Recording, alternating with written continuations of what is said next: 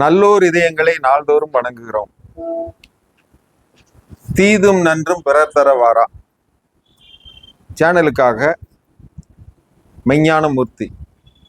இன்னைக்கு நாம எதை பத்தி பேச போறோம்னா, வயசாயிட்டா பெரியவங்க எல்லாம் முடங்கி போய் மூளையில் உட்கார்ந்துக்கிறது எதுக்காக? இவங்களுக்காக நாடு முழுவதும் பல நூறு முதியோர் இல்லங்கள் திறந்து வச்சிருக்காங்களே, அது உண்மையாவே முதியோர்கள் வாழ்றதுக்கான இடமா? இதை பத்தி தான் இன்னைக்கு பார்க்க போறோம். பெரியவங்க சின்ன வயசுல கஷ்டப்பட்டு பாடுபட்டு கடனை உடனே வாங்கி குழந்தைகளை படிக்க வைக்கிறாங்க. படிக்க வச்சு ஒரு நிலைக்கு கொண்டு வந்து அவங்களுக்கு ஒரு வேலை வாங்கி கொடுத்து நல்ல நிலையில கல்யாணம் எல்லாம் பண்ணி வச்சிடுறாங்க. அதுக்கப்புறம் ஒரு முதியோர்களுக்கு நமக்கும் ஒரு இடைவெளி வருது. அவங்க சொல்றது எல்லாமே நமக்கு கசப்பா இருக்குது. நமக்கு தகுந்த மாதிரி அவங்களுக்கு நடந்துக்க தெரியல. அவங்களுக்கு என்ன தேவைன்னு நமக்கும் புரிஞ்சுக்க தெரியல.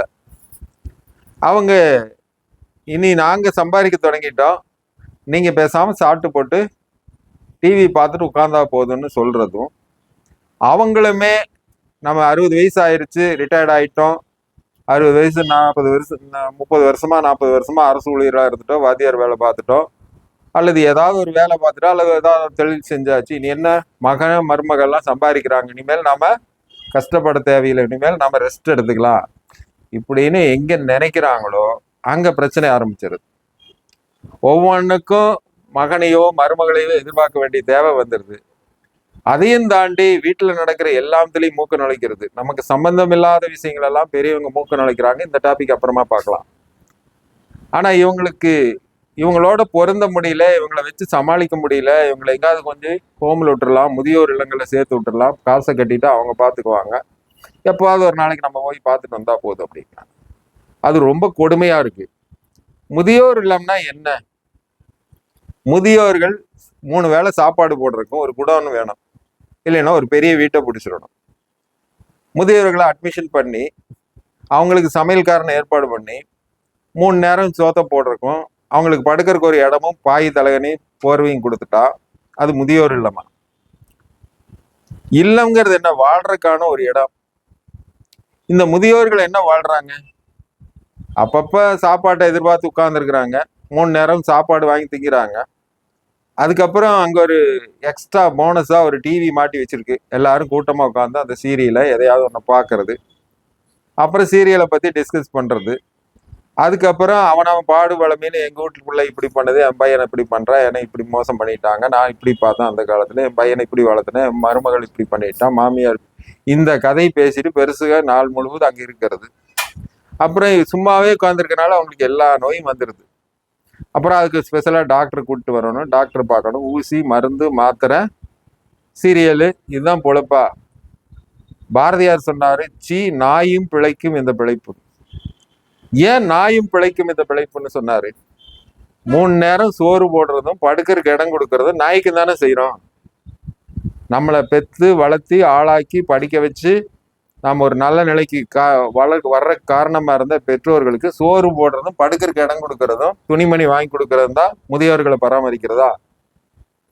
ஆனா உண்மையாவே முதியோர் இல்லங்கள் எப்படி இருக்கணும்னா, ஒரு வீட்டுல இருக்கக்கூடாது, பெரிய குடோன்ல இருக்கக்கூடாது. சில இடங்கள்ல பார்த்தா நகர்ப்புறங்கள்ல இடம் கிடைக்காம மொட்டை மாடியில வச்சிருக்காங்க, மாடியில செட்டு போட்டு கூட வச்சிருக்காங்க. இதெல்லாம் ரொம்ப கொடுமையான சித்திரவதை, ஒரு வகையான சிறைன்னு சொல்லலாம், ஜெயில்னு சொல்லலாம். அங்க வெளியே எங்கேயும் போக முடியாது, சிறையிலையும் அதுதான் நடக்குது. அங்க சிறையிலையும் 3 நேரம் சாப்பாடு கிடைக்குது, சிறையிலையும் டிவி போட்டு விடுறாங்க, சிறையிலையும் படுக்கிறதுக்கு இடம் கொடுக்குறாங்க. முதியோர் இல்லங்கள்ல என்ன வேறுபாடு? சிறையில என்ன ஒரு கொட்டடிக்குள்ளேயே அடைஞ்சு கிடக்கணும், இங்க அந்த குறிப்பிட்ட அந்த ஏரியாவுக்குள்ள நடக்கலாம், போலாம் வரலாம். ஆனா உண்மையாவே முதியோர்கள் வாழ்றதுக்கு தகுதியான முதியோர் இல்லங்கள்ல எப்படி இருக்கணும்? அது பெரிய தோட்டங்காடுகள்ல இருக்கணும். அங்க நடக்கிறதுக்கு, ஓடுறதுக்கு, வேலை செய்யறதுக்கு, அவங்க நினைச்சதை செய்யறதுக்கு. ஏன்னா அவங்க வாழ்ந்து முடிச்சதுக்கு ஒவ்வொருத்தருக்கிட்டும் ஒரு அனுபவம் இருக்கும், வாழ்க்கை எக்ஸ்பீரியன்ஸ் இருக்கும்.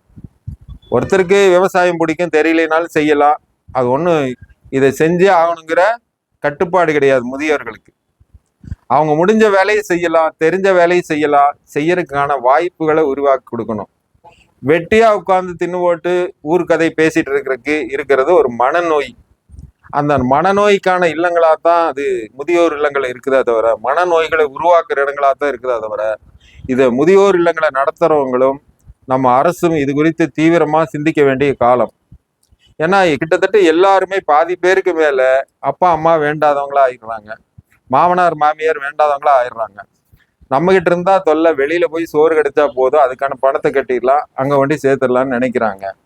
அது வாழ்றதுக்கான இடம் இல்லை, பிழைக்கிறதுக்கான இடம். 3 நேரம் சாப்பிட்டு உயிர் வலிச்சிருக்கலாமே தவிர, அது மனசு சந்தோஷமா அந்த இல்லத்துல இருந்து அவங்க வாழ்றாங்கன்னு சொல்ல முடியாது. வாழ்தல் என்பது ஒரு வேலையை செய்யறதுக்கு உரிமையும், வேலை செய்யற வாய்ப்பும், தனக்கானதை விரும்புறதை செய்யறதுக்கான ஒரு சூழ்நிலையும் இருக்கிறது தான் உண்மையிலேயே வாழ்றது. அது முதியவர்களுங்கிறதுக்காக நம்ம அவங்களுக்கு உணர்வு இல்லை, உயிர் இல்லை, சிந்தனை இல்லை, சோறு போட்டா போதும்னு நினைக்க கூடாது.